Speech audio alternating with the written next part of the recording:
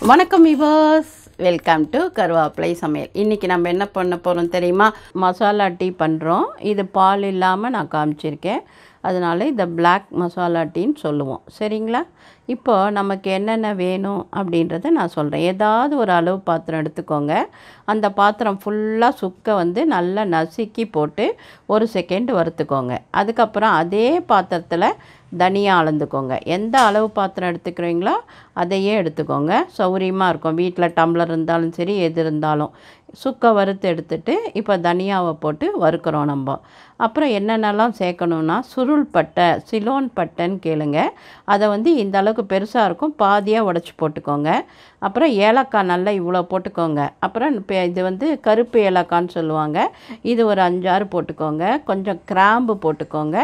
அப்புறமா மிளகு போட்டுக்கோங்க. மிளகு ஒரு 1/2 ஸ்பூன், கிராம்பு ஒரு 10 நம்பர், ஏலக்காய் ஒரு 15 நம்பர், பிக் ஏலக்காய் அதாவது கருப்பு ஏலக்காய் ஒரு 5-6 நம்பர். இப்படி எல்லாத்தையும் போட்டு 5-6ன்னா 11 நினச்சிக்காதீங்க, ஒரு 5, 4 இல்லை 5ன்னு அர்த்தம். சரிங்களா? இந்த மாதிரி இதெல்லாம் நைஸாக அழகாக சிம்மில் வச்சு பொறுமையாக வறுக்கணும். அதாவது வாசனை வரும், ஆனால் எந்த வகையிலையும் அது கருக்கக்கூடாது. அதுதான் ரொம்ப இம்பார்ட்டன்ட் இந்த மசாலா டீக்கு. இந்த மசாலா டீ ரொம்ப நல்லாயிருக்கும், எனர்ஜியாக இருக்கும், உங்களுக்கு ரொம்ப சூப்பராக இருக்கும். நீங்கள் செஞ்சு பார்த்துட்டு கமெண்ட் கொடுங்க. ஆக்சுவலாக இந்த மாதிரி நல்லா பொறுமையாக சிம்மில் வச்சு வறுத்து எடுத்துடுறோமா. வறுத்து எடுத்துகிட்டு இதை என்ன பண்ணணும், கடைசியில் நான் ஒன்று சேர்ப்பேன், அதை காமிக்கிறேன் நான். அது ரொம்ப நல்லது, அது ஹார்ட்டுக்கெல்லாம் ரொம்ப நல்லது. என்ன அப்படின்னு தெரிஞ்சுட்டா, அது ஒன்றும் இல்லை, செம்பருத்தி பூவை கடைசியில் சேர்ப்போம். காஞ்ச செம்பருத்தி பூ.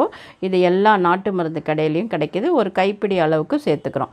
இதை நீங்கள் ஹெர்பலாகவும் யூஸ் பண்ணிக்கலாம். ஸோ இப்போ நான் என்ன பண்ணியிருக்கேன்னா, 2 டம்ளர் தண்ணி வச்சுருக்கேன். இந்த 2 டம்ளர் தண்ணிக்கு நம்ம பொடியாக அரைச்சின்னு வந்தோம்ல, அதை 1 ஸ்பூன் போட போகிறேன். நல்லா கொதிக்கணும். காமிச்சிருக்கேன் பாருங்க, அந்த அளவுக்கு போட போகிறேன். இந்த 2 டம்ளர் தண்ணிக்கு நல்லா கொதிக்கிறதுல தான் இருக்குது உங்களுக்கு அந்த வாசனை சூப்பராக வரும். நான் இது நல்லா கொதித்த உடனே அப்படியே வடிகட்டி நான் பனவெல்லம் சேர்த்துருவேன். நீங்கள் எனக்கு பால் போட்டு தாம்மா வேணும் அப்படின்னா, இந்த ஸ்டேஜில் நல்லா கொதிக்கும்போது உங்களோட நார்மல் டீ தூள் கொஞ்சம் போட்டுட்டு வடிகட்டி கொஞ்சம் பாலை, சுடப்பாலை சேர்த்துட்டிங்கன்னா சூப்பரான அந்த டீயும் ரெடி ஆகிடும். நான் என்ன பண்ணியிருக்கேன், அப்படியே பியூராக மசாலா டீ, பிளாக் டீயாக குடிக்க போகிறோம். அவ்வளோதான். நல்லா கொதிச்சுட்டு நான் வடிகட்டிட்டேன். அதில் கொஞ்சம் நாட்டு சர்க்கரையோ பனவெல்லமோ என்ன அவைலபிளோ அதை சேர்த்துக்க போகிறோம்.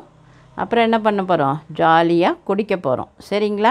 பாருங்கள், அழகாக நாட்டு சர்க்கரை சேர்த்துட்டேன்னா 2 ஆற்றுறோமா, அப்படியே வாசனை மணக்குமா, அதை அப்படியே ஊற்றுவோமா, கொதிக்க கொதிக்க அப்படியே சிப் பண்ணி குடித்தா ஆஹாஹாஹா எங்கேயோ போய்டும் நமக்கு.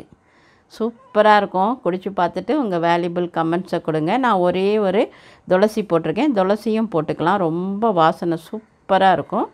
வாங்க, எப்பவும் போல் உங்கள் ஆதரவுக்கு நன்றி. ஆரோக்கியமாக சாப்பிடுவோம், ஆரோக்கியமாக இருப்போம். நன்றி, வாழ்த்துக்கள்.